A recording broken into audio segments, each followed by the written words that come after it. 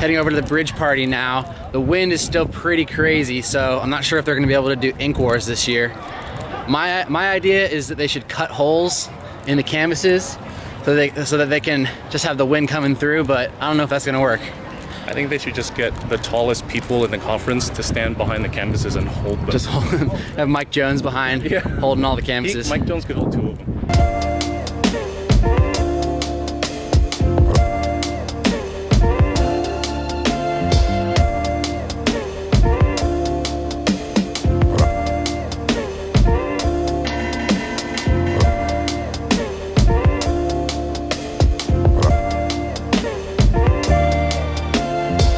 Hey, it's Eric. I just finished up at Creative South and I'm down in Florida now hanging out with some family for a couple days. To be honest, my brain is exploding right now with ideas and stuff that I want to do when I get back to New York, but I'm trying to force myself to relax a little bit. 2 years ago, I had a very different experience. I'd say that this year was my favorite year by far. This year, 3 of my friends got to teach workshops. So the first one was Winston Scully and Scott Biersack teaching sketching type.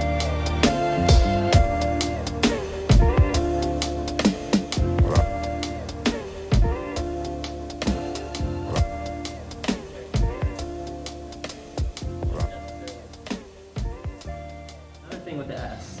Totally cheating right now. After that, I went over to see my friend Scotty Russell give a workshop about public speaking with his friend Brian Manley. Telling people your ideas and trying to communicate this, and something that I saw last year with some speakers is like, the audience wants you to do well. You guys are in here, you want us to do well because you know that's what it's going to give you value to take home. So never let people see you sweat. How do you think it went? I think it went awesome.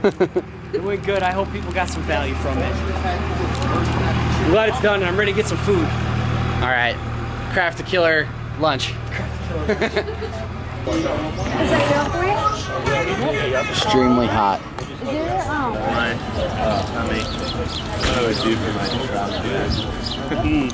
Oh. Port is cleared out by Sunday. My bag is still in Atlanta. Just people who are not. You gotta dip it too. Yes. Go to the table. Did you see it?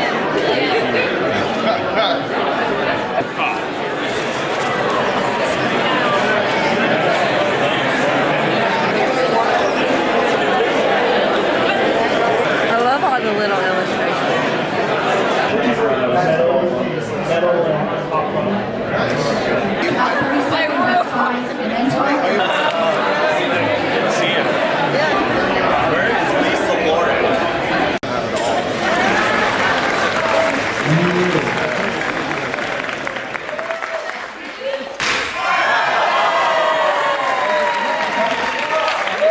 The first speaker, Ade Hogue from Chicago, he kind of set the tone for the rest of the conference. He was super vulnerable about all of his struggles and his doubts. I really enjoyed his talk. Don't let them hold you back. Let them inspire you to keep creating more. That's what it does for me. I learned that my series wasn't really question doubts. It should have been called understanding doubts. Because without that understanding, you'll never fully be able to move forward. Right after that, another amazing talk by Alicia Colon. She's a photographer, and she talked about like priorities and how she was defining herself by her work, and I really related to that. Publix bagger lady chasing after me because apparently I shoplifted $180 worth of groceries. All right? People used to call my house because we had house phones when I was growing up. We didn't have cell phones. This is before pagers. And they would ask for Bob, and my dad would answer. He's like, "There's no one here. Bye, Bob." Bob Ewing is one of my favorite people in the world. He is such a good role model. He just, every project he talked about on stage just made me realize that I should be focusing on projects that make my heart beat.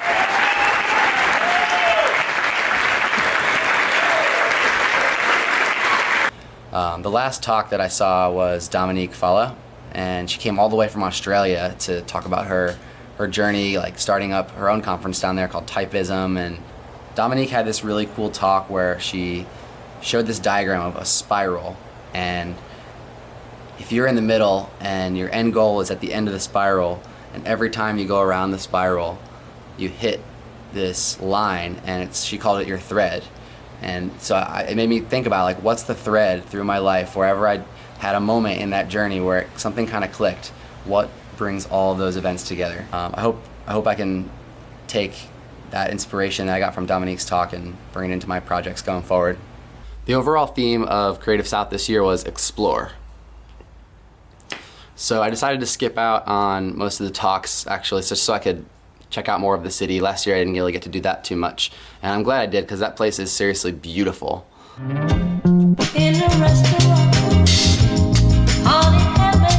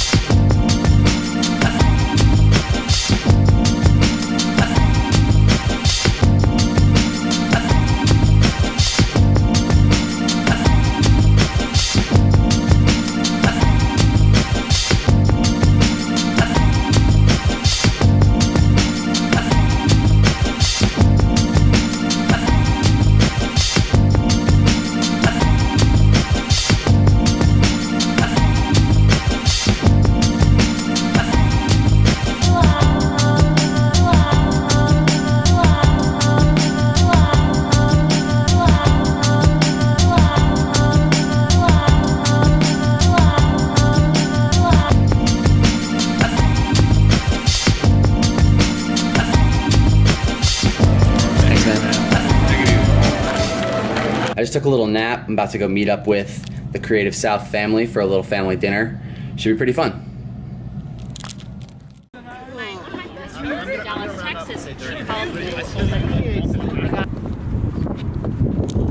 Smile, guys, you're beautiful. That hair flip is out of control, man. Am I being vlogged or something? Happy birthday, dear Roxy. The last night of Creative South, the entire street, they had live music going.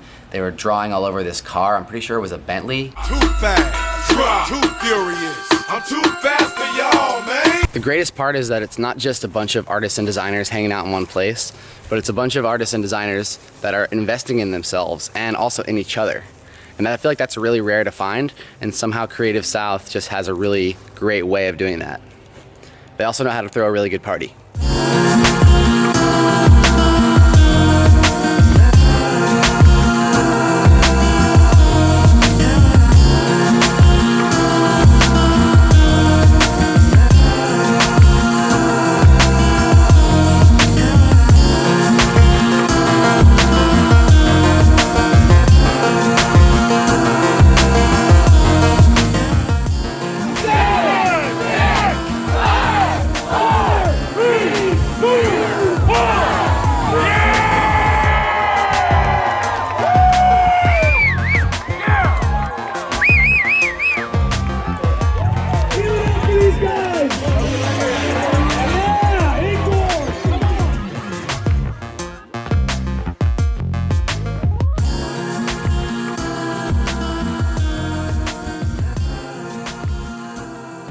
Are you guys real sad that Creative South is almost over? Yeah. I'm depressed. I'm trying to make I guess I'm.